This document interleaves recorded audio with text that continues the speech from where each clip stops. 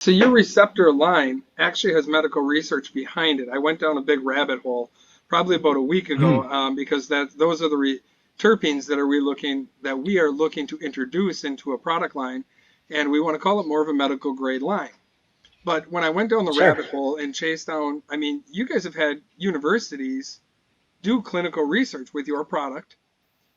That Mhm. said, these receptor lines, it's not one of those where we have to play that THC game. You're here in America.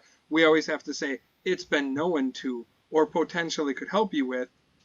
With your Yeah. receptor line, now granted, it comes with a hefty price tag to say it, but I have to be able to say that, you know, Yeah. uh, we should at the counter legally be able to say 98 out of 100 people will have this effect, and it's dialed down directly to the human receptors.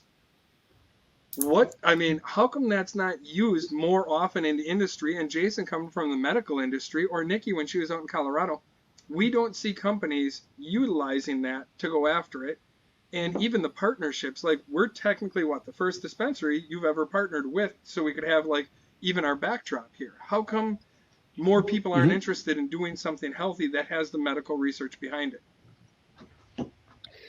It's a great question. I mean, I hate to throw shade, but the FDA has its motivations, and even though we do have another fun disclaimer, even though we do have the data and the data is publicly available, and there's a ton of other data that you can find that's publicly available about the efficacy of terpenes and exactly what they do. Um, in America, you're still going to have to claim, that it supports,